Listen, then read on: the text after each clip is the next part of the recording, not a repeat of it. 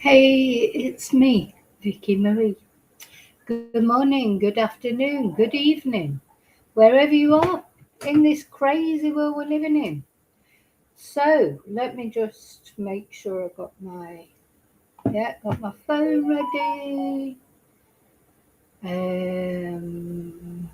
Just making I think I'm ready. I think I'm ready. I was actually ready early and I was going to start early.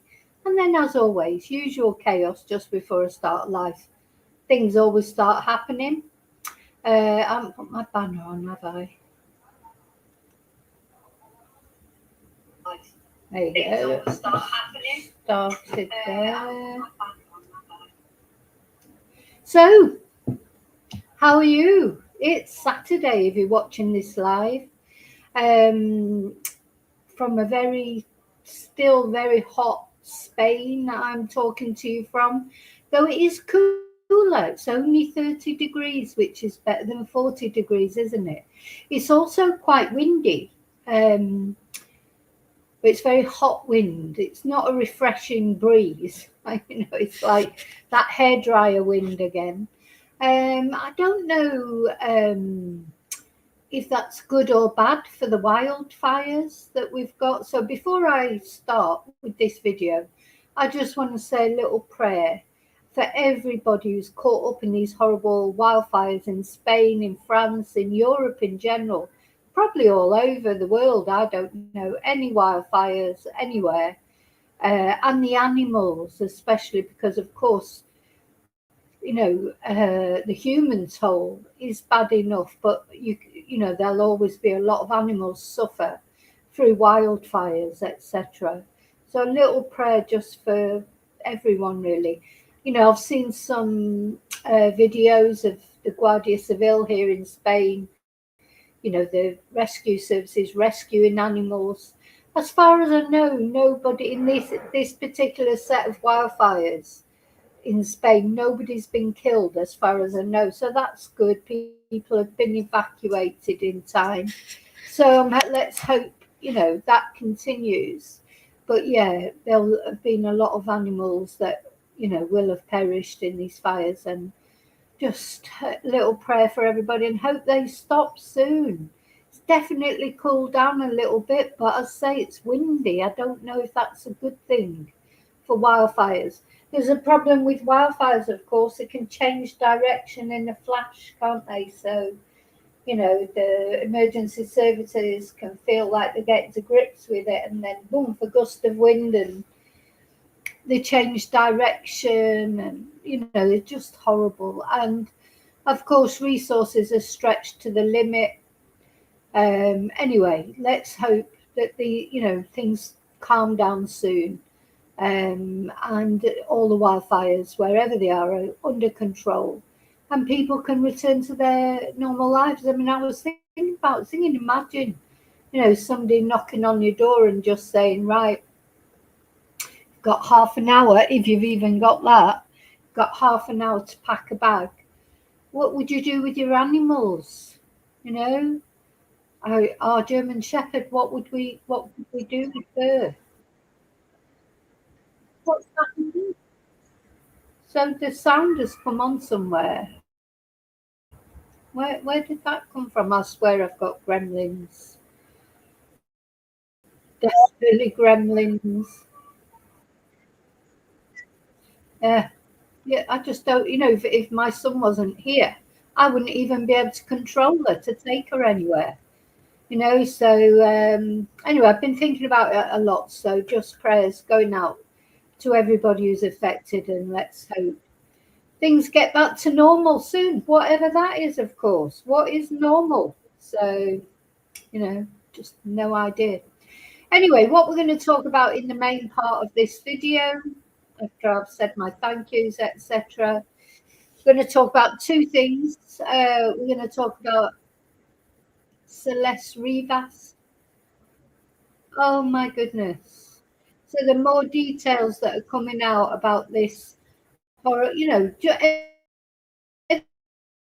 horrible case and that. And then another horrible case comes up.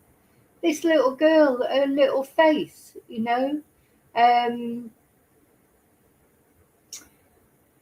at her little face. I mean, she wasn't much older than that when she was murdered. Only a couple of years. Only a couple of years older. This girl was a child. And what's happened to her and all the details that are coming out about the sort of relationship she had with the twonk. All the details that are coming out.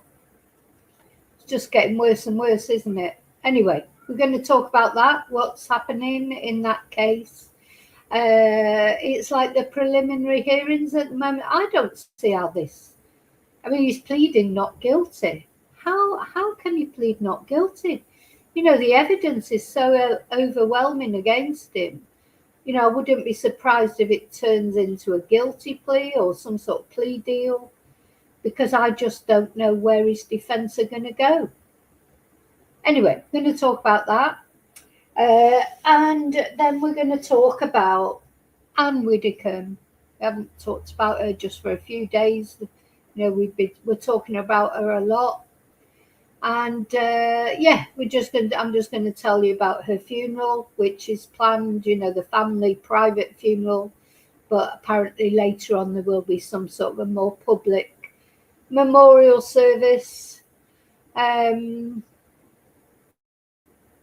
there's nothing else really coming out at the moment, because the twonk that murdered Anne, or the allegedly murdered Anne, he's of course in prison. We're waiting for the next stages in his case are later on this year.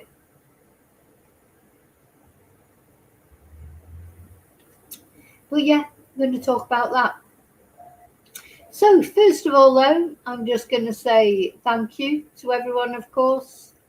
Thank you for subscribing to my channel, watching my videos, liking, sharing, hyping. Some people send these jewels, these new things, jewels, gems. People buy Ko-Fi's or become members. These are extra ways you can help my channel if you want to. People PayPal me, etc., or buy merchandise.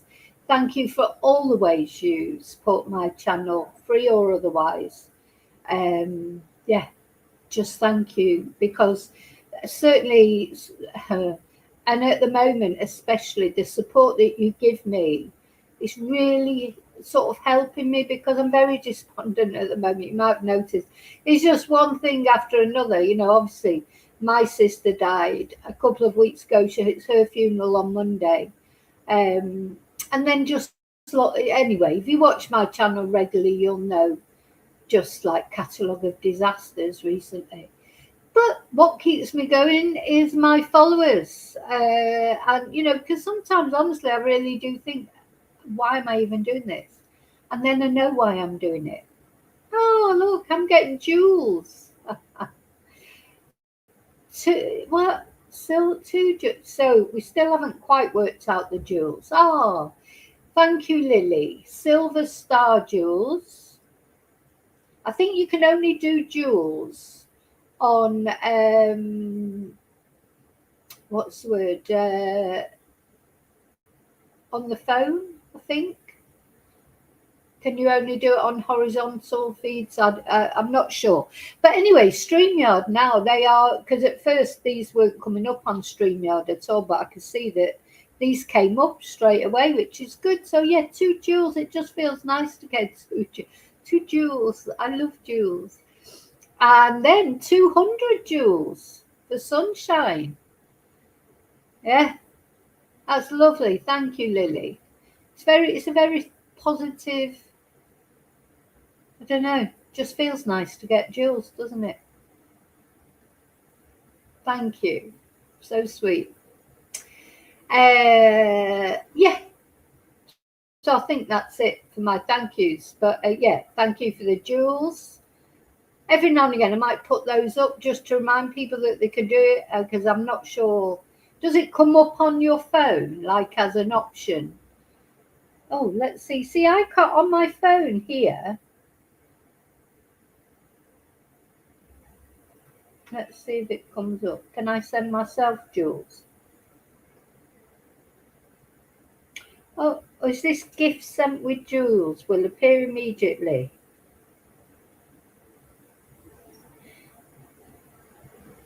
Oh, right, okay, and you can send. Oh, there's a sun there. Can I do that? Yeah, they come up on your feed, don't they? Let's have a look. Yeah, I need to investigate these more. Start. I don't know if I can send them to myself. I'm trying here, but it's not really working. Oh, you can even get some free ones at the moment. Ooh, what happened there?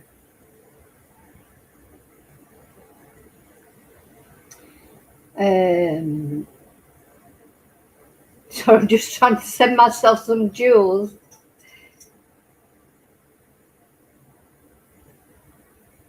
Sometimes they don't let you. Doesn't seem to be letting me send my own. Anyway, never mind. Never mind. But thank you, Lily. Yeah, let's take the banner off and get on with this. Talking about this now. Yeah. So this case of Celeste Rivas Hernandez. It is grim. I've got to just give you this warning. At the end of the day, Celeste, she was a child. This girl allegedly was groomed from the age of 11 by a man who's at least, I think he's 8 years older than her. I mean, he's not really old, but he's about 20 now, I think. He's a man. At the end of the day, he's a man, and she was a little girl. And when he first started grooming her, I think it's unclear how they first met, though it seems to be online. She was only 11 years old. Oh my goodness. Probably looked a little bit like this picture. And never got a chance really to get much older than that, because by the time she was 14, she was dead. And not only dead, but dismembered, murdered, found in the front of David's car, in his Tesla, decapitated, dismembered, so badly decomposed it was difficult to tell the cause of death. Thought to have been lured to David's house and cut up in a paddling pool. Stabbed first, and then maybe it's even thought that did he sit there and watch her bleed out? I mean, the thing is, there's something very strange about David, because this is not normal. This is before allegedly murdered Celeste, or was it?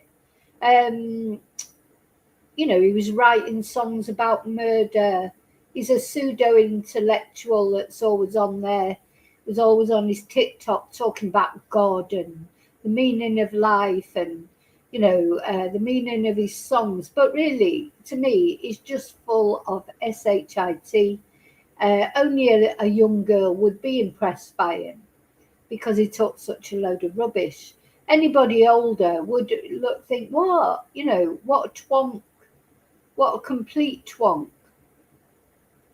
But little girls are easy to manipulate, aren't they?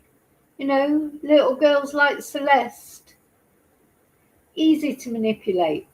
And the thing is, David was a singer. He was on the brink of big stardom.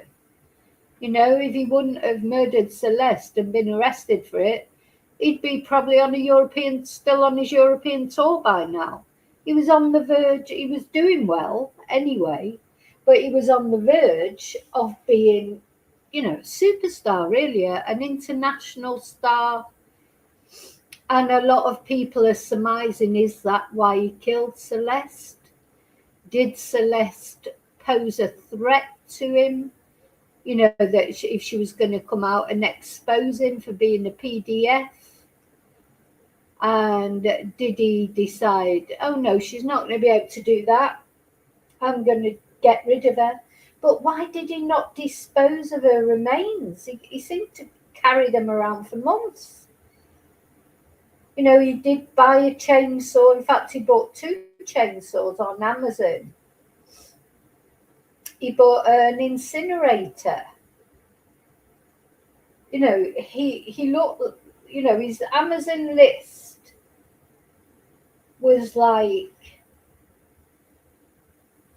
how to commit a murder or how to be a serial killer, really, and dispose of bodies. Now, information that's coming out now during these preliminary hearings, they had this. To me, I'm looking at them thinking, when you read the actual text messages that went between David and Celeste, they're like quite, they suggest a committed relationship, not just a fling. They spent a lot of time together. David took Celeste away on trips. I think they went to London, to Scotland. So that's the other thing that we know, that David said he didn't know how old she really was. Well, of course he did, because he got her passport sorted for her, booked her flights. Of course he knew how old she was. He knew exactly how old she was.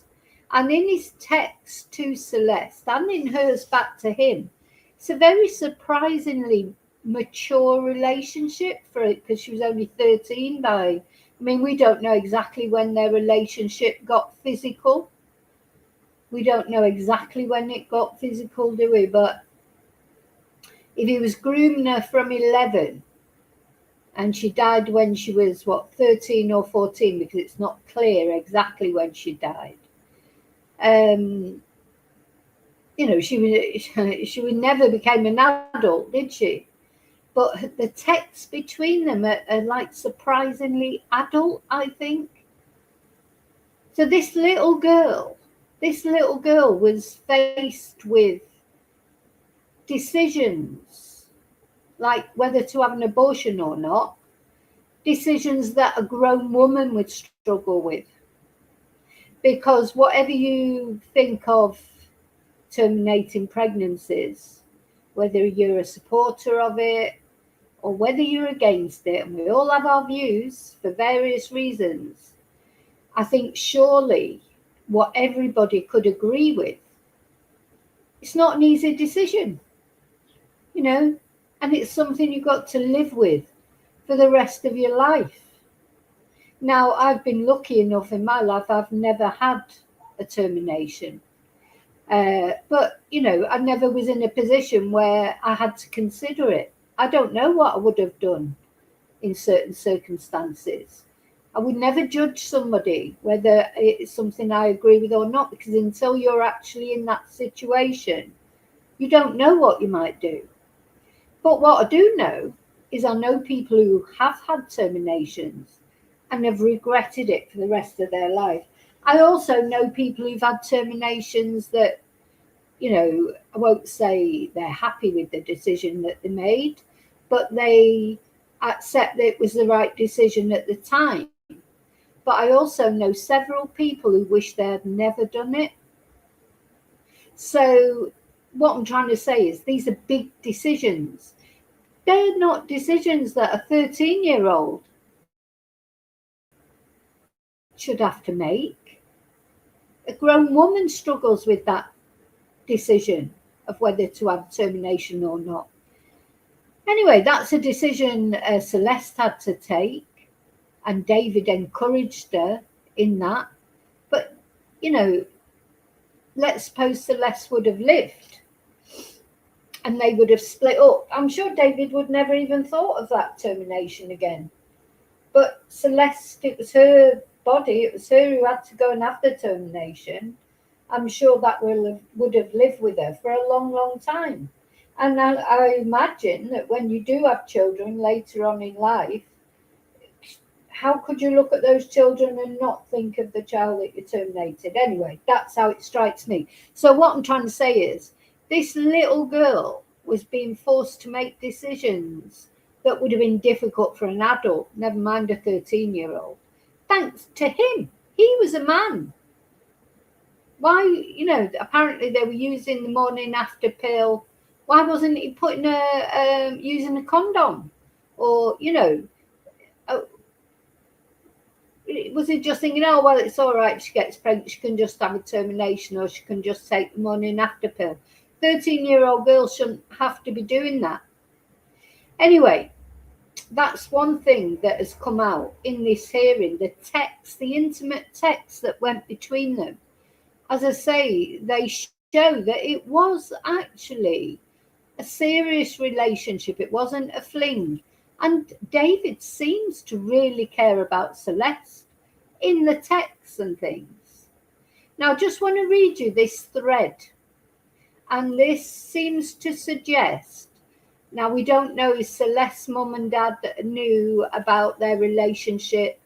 Certainly, I'm not criticising them at all, because I've seen how upset they are. They've got to sit through court looking at dismembered pictures of their daughter. And maybe they did do things wrong. Maybe they did do things wrong. Well, anyone who's a parent knows that you do things wrong. And if you think you can stop a 13-year-old or who really wants to go and see their boyfriend, if you think you could stop them, well, I would challenge anyone about that. Because anyone who's had children, boys or girls, you know that the difference between a 12-year-old and a 13-year-old, it literally is like flicking a switch. Once the hormones start going, puberty sets in, that's it. All they're interested in is boys or girls, or, it's puberty. Their sort of hormones take over.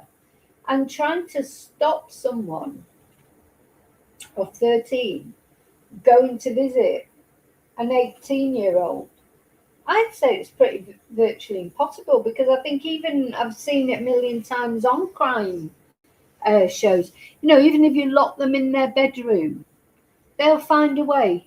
They'll be out the window. David found a way to keep in contact with Celeste, didn't he, when her phone was taken off her? He had another pupil at the school smuggle her a new phone so that she could keep in contact with him.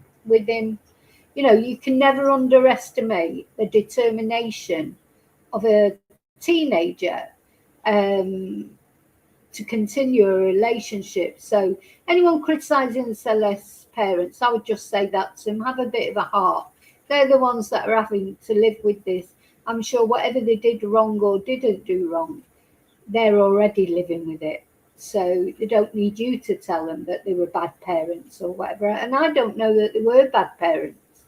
So these texts that I'm going to read out to you, he was 19 and she was 13. 13. Oh my God. Anyway, so on June the 19th, 2024, apparently at 1:18 a.m, Celeste texted, "Does your mum know we had sex yet?" And he said, "She thinks that's the first thing we're going to do when we see each other." So it seems to suggest that at least David's mother, Colleen, was aware that they were having an sex relationship. Then on August the 30th, 2024, Celeste texted, "Realistically, I care about you. I killed my kid for you." David, it has to be in the right time with the least complications. Celeste, I still would have been there for it. So these texts are suggesting to me maybe Celeste didn't want to terminate that pregnancy. She did it for David. And David said, yeah, selfishly, because it would have also been mine. Celeste says, David, I'm going to have to lie to people around me, even my kid, for the rest of my life. And then Celeste said, I don't like talking about it because it gets me really upset, but I'd do it again.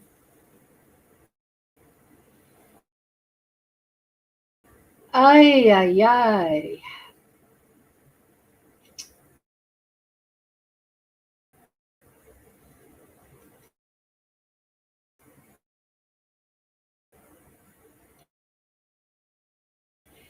Just, as you can see why she would, and he'll have talked her into it, but it seems like it didn't sit easy with her.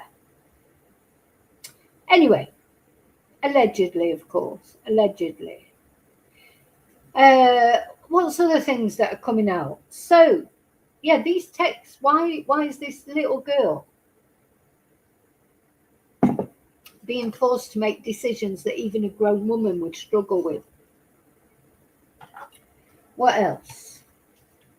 Oh, so also a lot of sex photos and things have come out that were on David's phone. So explicit images of them having sex, genitalia, just dozens and dozens of embarrassing photos, you might say. It's a shame that they have to be shown in court. Apparently, Celeste's parents got really upset seeing that. I mean, could you imagine 1 minute this is your little girl, just like a little girl, and then the next minute you're being shown these pictures of her having explicit sex with David? That's going to be a shock. Nobody should see. It's just not something you want to see, is it? Photos of your child having sex. Goodness sake. And apparently that's the only time that David himself has shown any emotion. Because he's sitting through all this, not showing a little bit of emotion. He's listened to everything they're talking about. He's looked at the images of the decomposing, decapitated body of Celeste and never batted an eyelid. But apparently got a little bit uncomfortable when these naked photos were being shown. Well, there were photos of his male parts. I hope somebody got a ruler out and measured it because, I just think, was that why he got uncomfortable? Does he think people are going to look at him and think, oh, he's not very big? Is it button mushroom territory? God, I cannot bear this man. I cannot bear him. What he did to Celeste is allegedly is unforgivable. So apparently when he was arrested, of course, he was just chilled out eating potato chips or whatever. He said he tried to make out initially. He didn't even really know Celeste.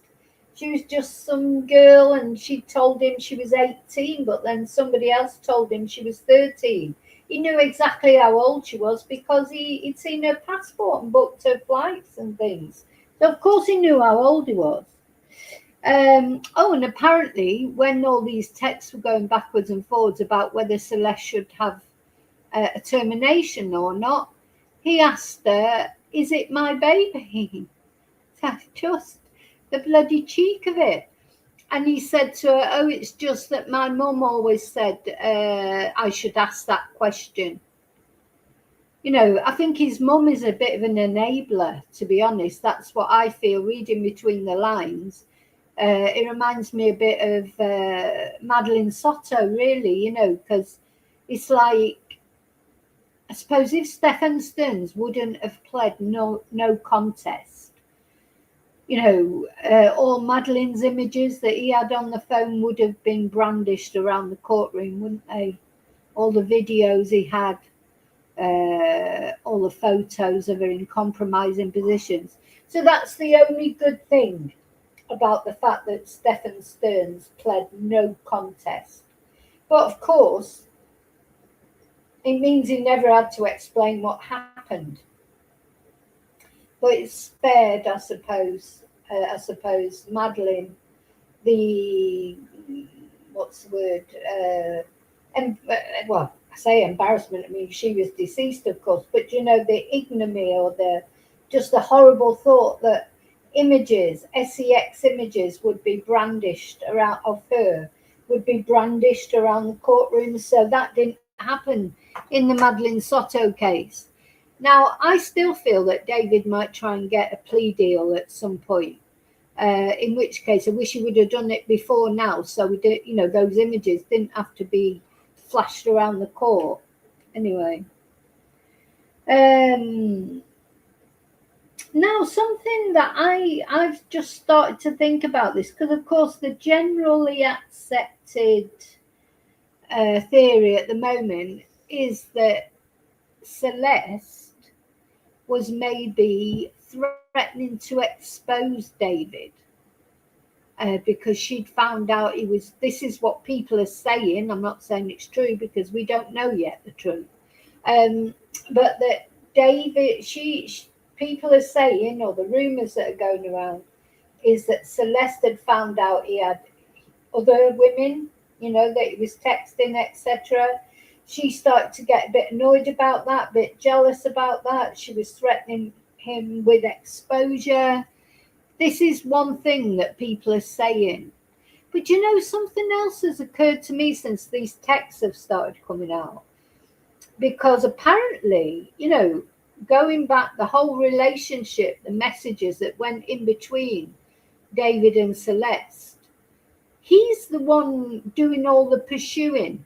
You know, this is not like a girl, you know, starry-eyed about a boy, and she's like, oh, please, can I see you? And please don't finish with me, or this, that, and the other. No, it's not like that. It's almost the opposite.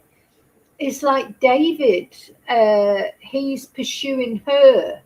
He's the one, we need to spend more time together. We need to go on this trip. We should do this and we should do that.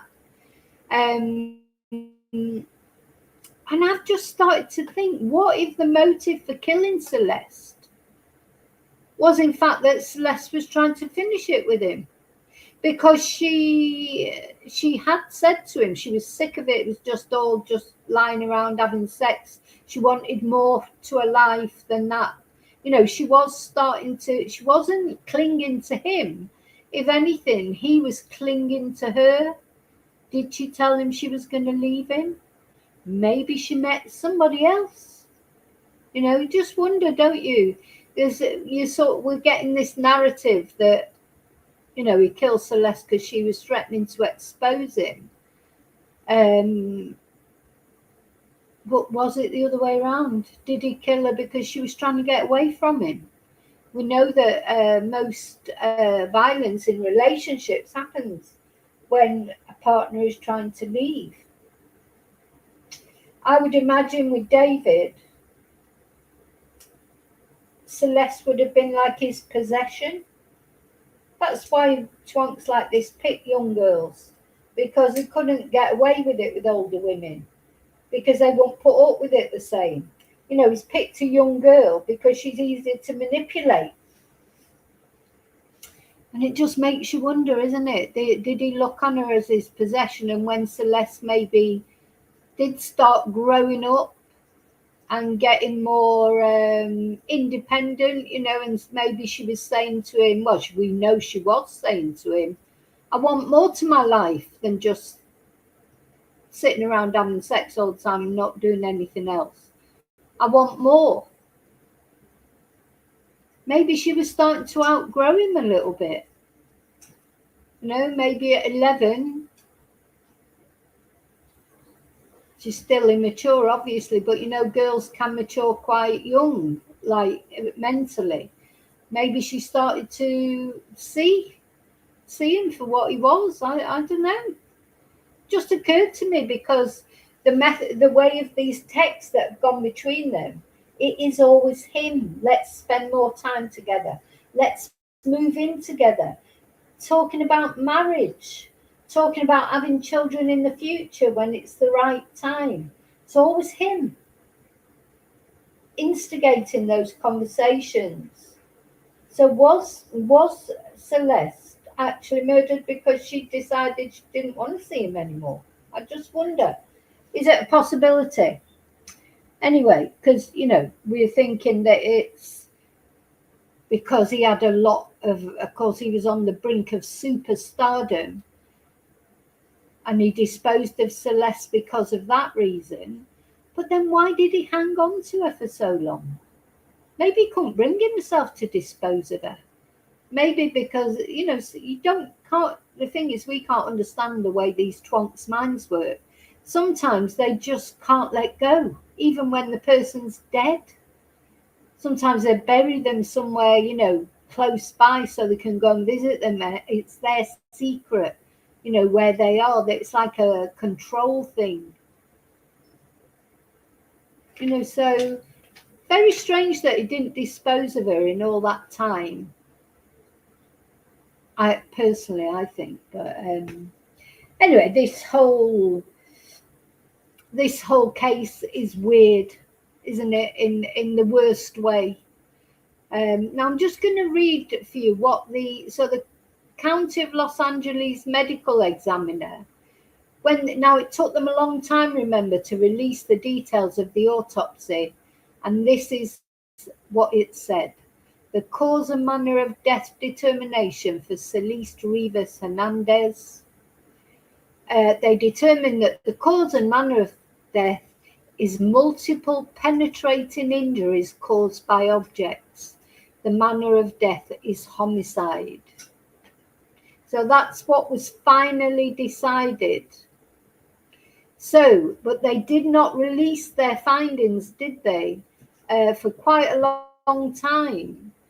Even though they determined the cause of manner of death on December the 9th, 2025, the examination was actually done on September the 10th. So they delayed the findings for quite a long time. So anyway, he said, after several months, I'm grateful this information can now be released, not only to the public, but also to the grieving family enduring loss. It's unfathomable that they have had to wait this long to learn what happened to their daughter. So yeah, they had to wait quite a long time, didn't they, before they found out what the cause of death was. Anyway, so we're going to carry on covering this case. But the other thing I just wanted to say is, where are the defence going to go with this case? How are they going to defend this? So something that has been mentioned, they're already mentioning that because there was such a lot of decomposition, that maybe she inflicted the stab wounds on herself.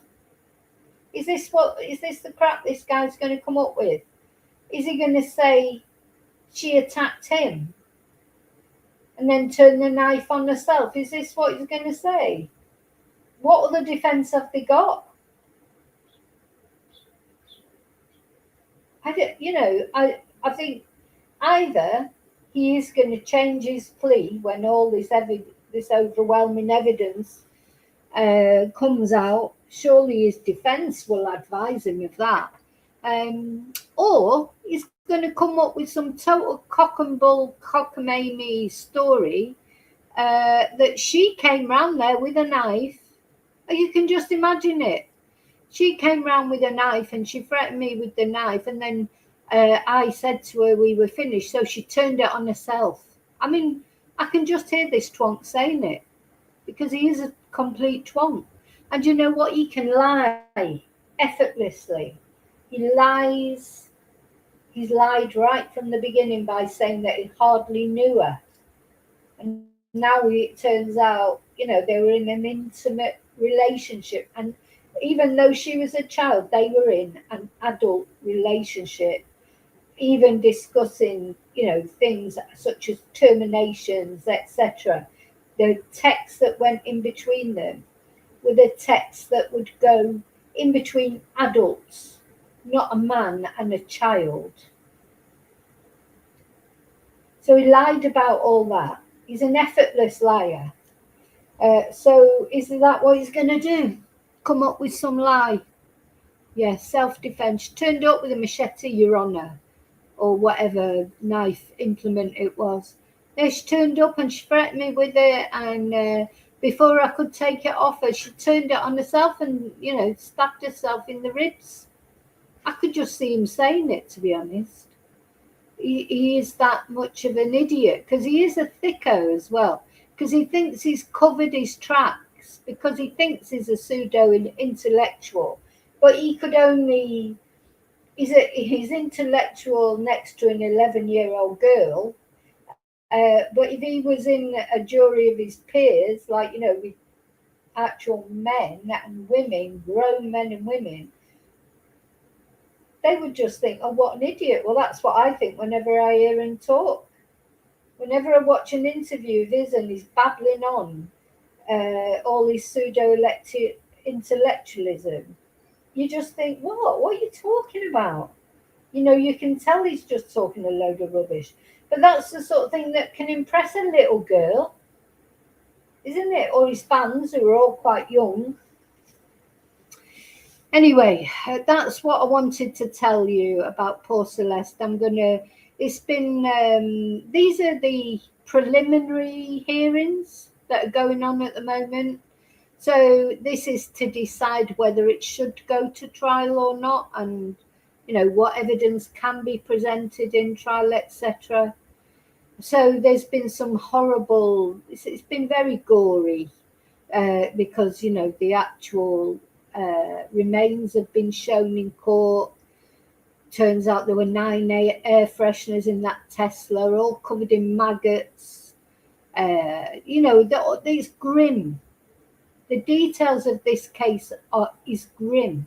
And at the heart of it all, they weren't remains in that car. They weren't just remains covered in maggots. It was this little girl that was in that car. She was a little girl who was living and breathing and living. And this twonk allegedly decided he didn't want her to live anymore. So don't forget, one of his charges is lying in wait. So it's not believed it was a crime of passion. He was lying in wait. He'd bought the paddling pool to put her up in. He planned it. He planned it, didn't he? So I wouldn't be surprised if he changes his plea as time goes on. But anyway, so on Monday, they're back in court for more grim details, I suppose. Doesn't he feel any remorse? I would definitely say from the messages that exchanged between them, at one point, David did seem to genuinely care about Celeste. Or did he? Because psychopaths can pretend that they care, can't they? So did he actually care about her? I just don't know. We don't know for certain. And yeah, did he kill her because she was getting in his way? Or did he kill her because she was trying to get away from him? That wouldn't surprise me. Wouldn't surprise me. This man's a control freak. And if Celeste turned around to him and said, look, I just don't want to do this anymore, I don't think he would have let her go easily. Anyway, so I'll be back to talk about that, as soon as more details come out. So it's Monday before the next court hearing. So what I'm going to talk about now is Anne Widdicombe. Let me put her picture up. Get his picture off there. Twonk. Absolute twonk. So yeah. So we've not talked about Anne's case for a couple of days. Now, the first thing I want to say is I put a video up the other day that it was off social media, people saying it was the accused killer of Anne Widdicombe speaking on a communist forum. I don't know if you saw it or not. I put it up as a short. I also included it in a longer video. Anyway, some people now are saying that wasn't him. And I've been trying to find out if it was him or not. I just can't get to, there's people out there saying, yes, it was him. People out there saying, no, it wasn't him. It was some other guy. But it looked just like the pictures of him when he got arrested to me. But I don't know. I can't verify it one way or the other. So I've just taken it down. Because to be honest, I haven't got time to mess around. Things do come up on social media that aren't always true, is it? So I think just because I can't establish that it's true, but I can't establish that it's false either. But I think the best thing to do is just take it down. So I've taken it down. So just to let you know, just in case you look for that video, I've taken it down. You can still find it on social media. There's people out there insisting there it is him. So, but I just haven't got the time or energy to delve into whether that was him on that video or not. Okay, so what we're going to talk about with Anne is her funeral. Bless her. So, her church have issued a statement, about her funeral. So let's have a look at that. Poor Anne. So just a reminder to anyone who doesn't know or doesn't remember, Anne Widdicombe, ex-politician, very famous TV personality, British, dogmatic views, I think you could say, but very popular even amongst people who didn't agree with her political views. Most people thought she was a principled person who spoke her mind. She's a bit of a, what do they call it? Like she's always been around for the last 50, 60 years in politics on your TV screens, in the British TV screens. Anyway, like almost a national treasure. Just always been around. It was a massive shock. So she lives in Devon in the UK, in a lovely house next to Dartmoor, but a little bit secluded maybe. She had no fence around her house. Anyone could just drive up to the front door, and that seems like exactly what happened. Some twonk from Rotherham, right up the other end of the country, drove for 4.5 hours with hate in his heart and a hammer in his pocket, and he walked right into this lady's home. She's 78 years old. She was sat at her kitchen table having her lunch, and this twonk allegedly walked right up to her, hit her on the head with the hammer 21 times, pushed her off the chair onto the floor when she was covered in blood, took her wallet out of her bag and left. And the whole blitz attack only took 2 minutes, apparently. And it was all captured. It was all captured on camera, apparently, on her security cameras. Having said that, the police did at first arrest the wrong man, which is quite odd, isn't it? If you've actually got the attack on camera, I'm presuming then you've got a CCTV image of the guy. Why did they arrest the wrong person? Anyway, they did. First of all, they arrested a 24-year-old local man. They released him pretty quickly. And then they went all the way to Rotherham and arrested a 28-year-old man with communist leanings, if you like, or it seems that he did because he had communist literature in his house. He had photos of Nigel Farage all over the place for some unknown reason. So this man was then rearrested under the Terrorism Act because it's not yet been decided, was this an act of political assassination almost, with it or with a terrorist intent. Now, that's not what he's been charged with, though. So the charges that have been laid against this man, Joshua, are murder. Murder, not terrorism. So far. That doesn't mean to say that won't change. So it's there's a lot of speculation over this case. All the images that we've seen of this guy looks different on every picture. So that in itself has led to a lot of conspiracy theories.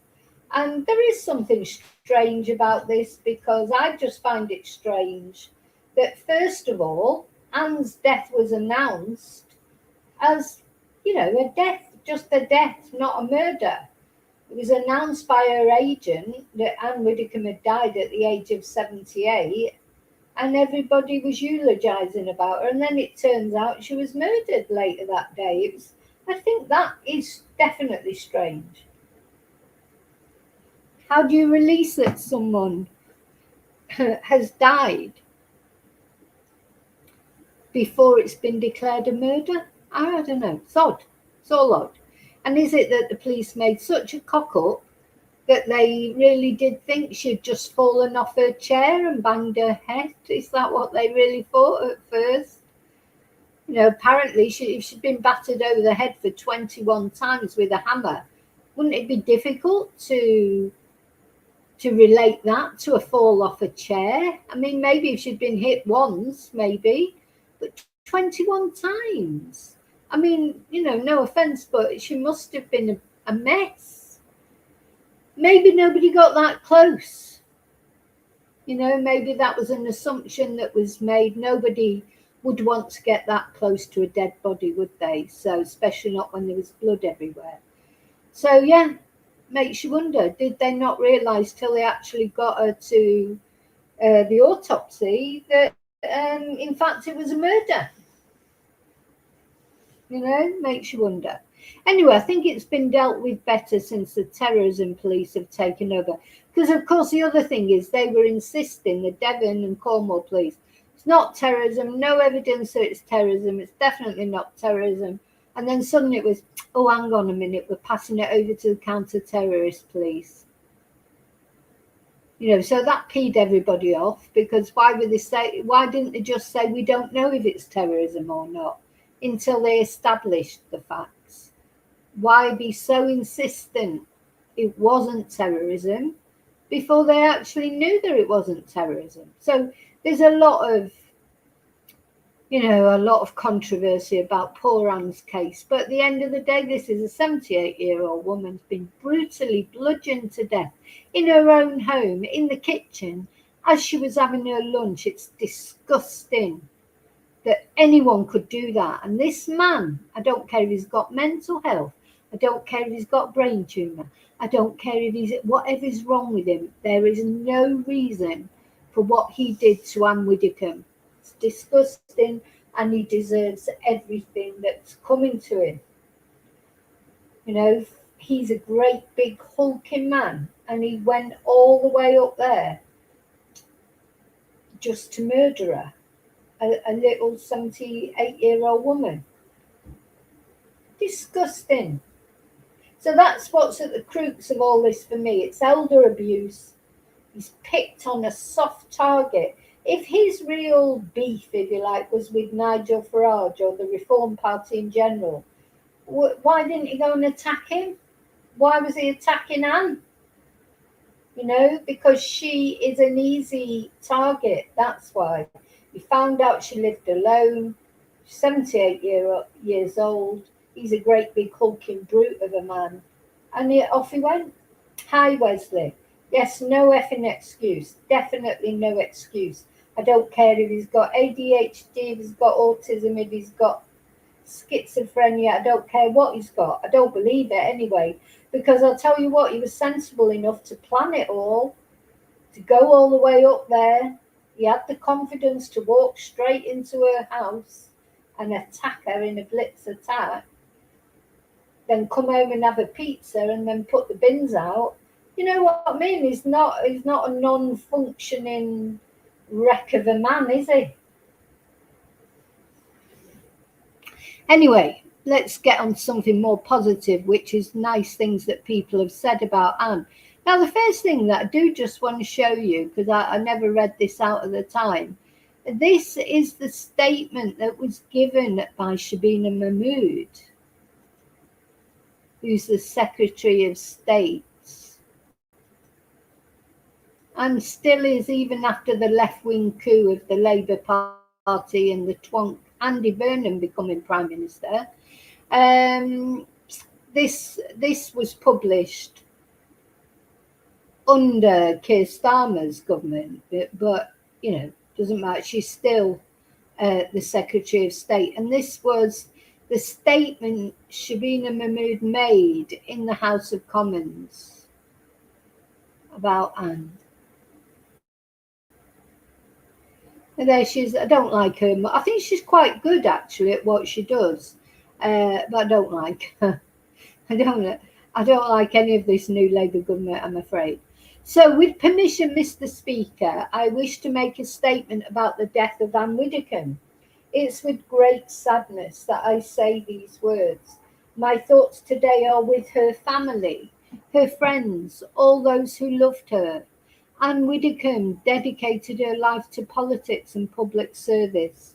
For nearly 40 years, she was a fixture of our political life.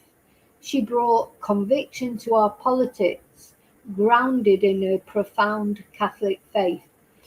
She was forthright in her opinions and argued courageously for all the things she believed in. But perhaps most of all, she brought an inimitable style to politics. She was forthright and fearless. She wasn't a snake like you, Shabina, was she? She wasn't a snake. She said what she thought. You knew where you were with her. She didn't tell lies. She didn't go behind people's backs like you do.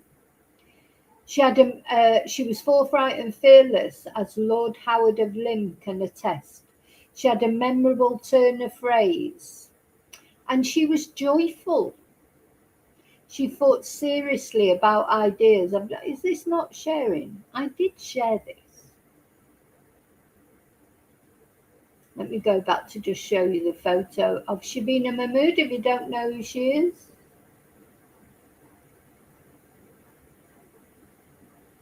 There she is. That's who I was talking about. Snaky McSnaky, part of the new snaky Labour government that you've got now. She thought seriously about ideas. She did not take herself too seriously, and that allowed her to reach beyond this place and charm the country at large. She was one of those rare politicians who was bigger than politics. But I think her outlook on life is best summed up by Anne herself. Sitting on Graham Norton's sofa, she said, and I quote, "We get one go this side of our eternity, one go. Life is not a dress rehearsal. You take opportunities that you like and you go for it." And she took her opportunities. She was the proud MP for Maidstone for 23 years, a champion of her constituents. She served the country in government as Minister of Employment and then Prisons Minister. She took politics out of these ancient walls and became a bona fide TV star. And then she goes on for the details of her death, but I'm not going into them. I think we know them. And then she goes on to talk about Nigel Farage. Won't talk about him. So today is a dark day in our political life, but we must also use it as an opportunity to celebrate Anne Widdicombe's memory. She was a unique figure in our politics, a distinctive and devoted public servant, the likes of whom we will rarely, if ever, see again. And you know what? That's the sad thing about British politics. You won't see anyone like Anne again. And you won't see anyone like Anne again because everyone is just in it for themselves now. They're not doing anything, doing it for the country. They're not doing it for their principles. they're doing it for themselves. And politicians like Anne, they're a thing of the past. Whether you agreed with her politics or not, she was a conviction politician who believed in what she said. You won't get that. Not getting that now. Just not getting it. And when we do get someone like that, which I think Keir Starmer was up to a point, look what's happened to him. There's just snakes everywhere. It's horrible. Anne had a profound faith, and her journey in this life has ended too soon. May she now rest in eternal peace. I commend this statement to the House. So I do think that's a nice statement that she did, but I just think it's ironic coming from this traitorous snake. But anyway, there you go. Make of it what you will. So I just want to read to you what's going to happen about her funeral now, what her family have said.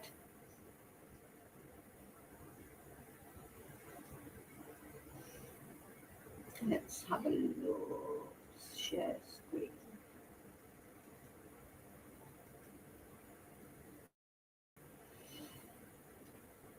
It is like the end of an era. I mean, I still can't quite believe it. Can you? I mean, Anne Widdicombe's just been on, as I say, like her or hate her or whatever you thought of her. She's always been around ever since I can remember in my long life. Like ever since I was ever interested in politics. About 40 years ago. 40 years at least, and probably longer than that Anne Widdicombe has been part of British political life and then part of being a TV personality, Strictly Come Dancing, various documentaries. Nearly everybody knew who she was. And not only in the UK, people knew who she was all over the place because she was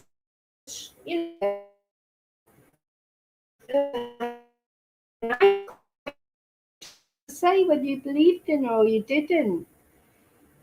Anyway, still beating. It was a book for Stabby in Buckfordsley.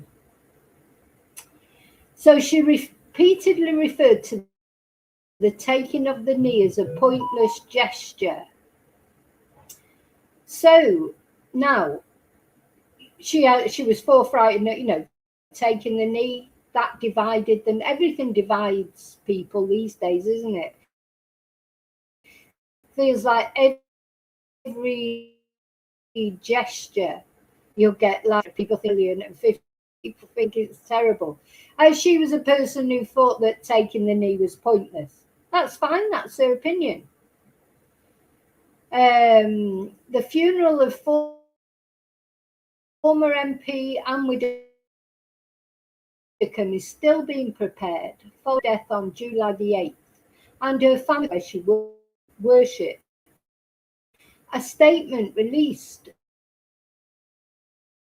by Father, is that Father, F-R, will that be Father, will it? And the monastic committee that they can Widdicombe, her family and loved ones in our prayers during this difficult time. Now, I don't know if I can share this.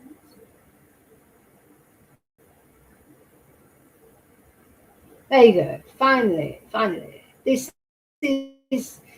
newspaper I'm reading from is the Devon Live. So Joshua Kerry, a 28-year-old from Rotherham, has been charged with Anne's murder and appeared at Westminster Magistrates Court, charged with her murder. He's been remanded into custody, will next appear at the Old Bailey on October the 9th.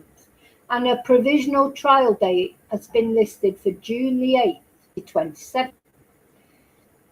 So following her passing, Buckfast Abbey, situated on the edge, saying that Father Abbott and the monastic community of Buckfast were deeply saddened to hear of the death of Anne Widdicombe in such tragic and disturbing circumstances. They explained that Anne was a frequent worshipper in the Abbey Church, attending the Sunday solemn Mass as well as the church's Holy Week and Easter services.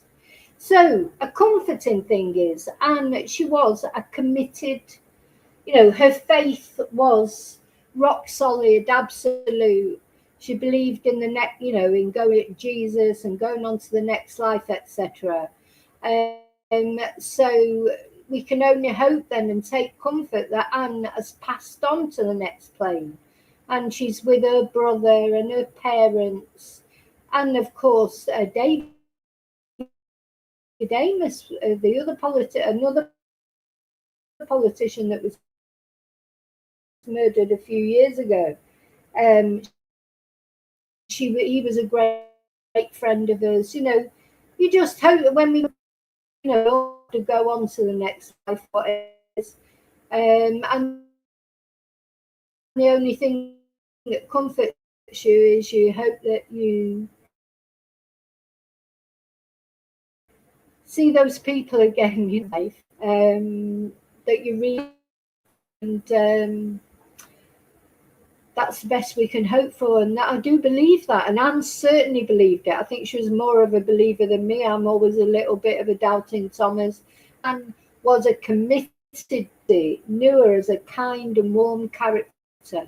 She will be missed and fondly remembered. She was a woman of profound faith, a faith which found expression in the public forum of politics. She was unafraid to express her unwavering convictions, formed through her Roman Catholic faith. She had a sharp intellect and was a dedicated public servant. Father Abbot and the monastic community extend their heartfelt condolences to her family and friends. And in a statement released information in due course when appropriate. Father Abbot and the monastic community said they were grateful for the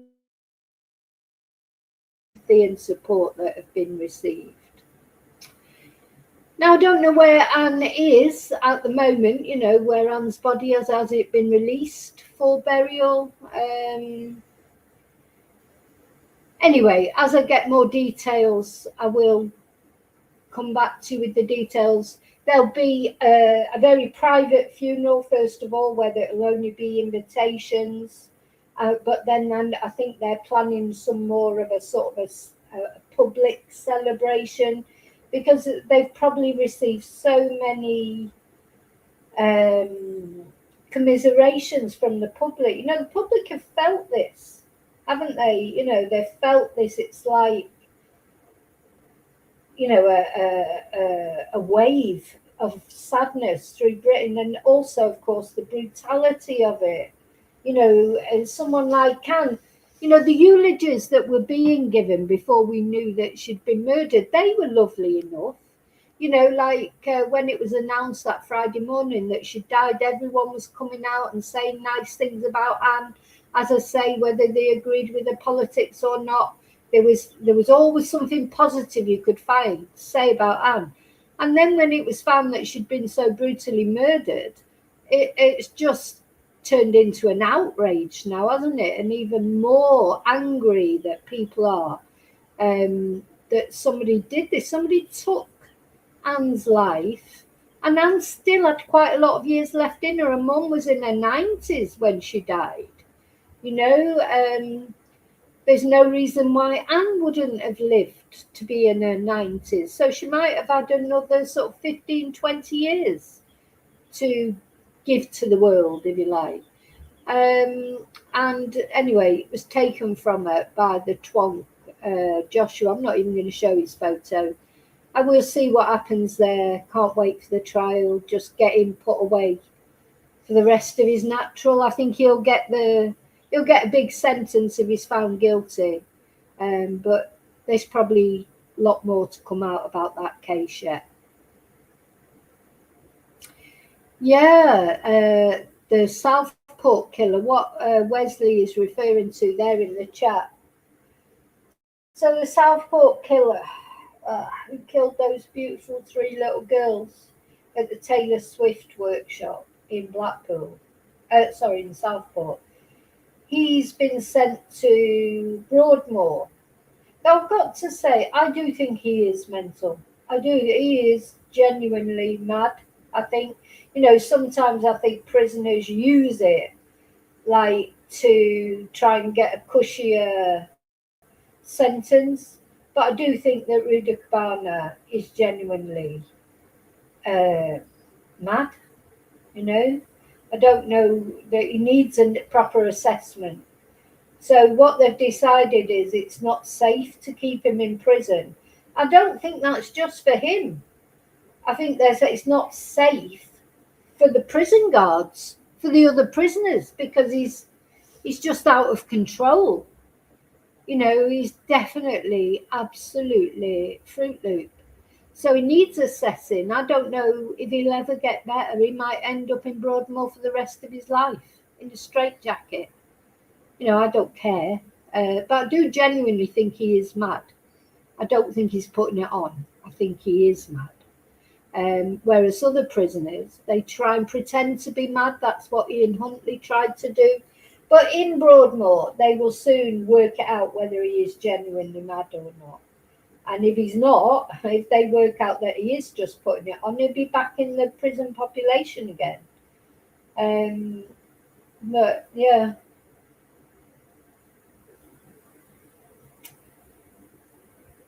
Okay, so that's what I wanted to tell you about poor Celeste. The grim details that are coming out about the Celeste Rivas trial and what that horrible David allegedly did to this little girl. And she was a little girl. She was only 13, 14 when he killed her. He was 11, allegedly, when he started grooming her. A child. That is a proper twonk. We've got so many candidates for Twonk of the Year this year. It'd be difficult to choose one. But he's a definite candidate, isn't he? The other thing about Celeste, you rarely see all the photos that I've seen of her. It's very rare that she's smiling properly. She's almost like a Mona Lisa figure. Sometimes she has a little smile, like an enigmatic smile. But you never see her smiling, like young girls her age. She always looks very serious, doesn't she? Or maybe just a little, she'll have like a little smile. I don't even know what this photo is from. It looks almost like a mugshot. Don't know where that photo's come from.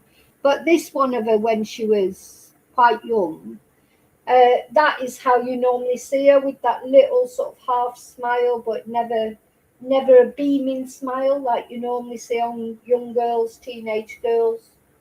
Even, not that they're always that happy, but they always normally, for their photos, for their Instagrams and things, they normally put on a big smile, don't they? But Celeste just always looks sort of enigmatically sad. I don't know. Bless her. Just a little girl. And this twonk, it turns out now he did get her pregnant, and he made her have an abortion. At 13. 13. How, do you know what? How can he even hold his head up in that court? How is he going to plead? Well, he's pled not guilty. Where is his defence going to go after all this that is coming out about this man? Anyway, time will tell if it ever actually gets to a proper trial or not. Okay, I'm going. Thank you for watching. Thank you for caring about Celeste, and of course for caring about Anne as well. Thank you for all your likes, your subscribes, your jewels. Thank you, Lily, so much for the jewels. Very much appreciated. Thank you to all of you that have supported me. Thank you to members. Thank you to those that have sent Ko-fis, PayPals, bought merchandise, all those lovely ways you help support my channel. Thank you so much. Enjoy the rest of your day or your afternoon or your evening. I'll see you really soon in the next video. And until then, may your God go with you. Thank you.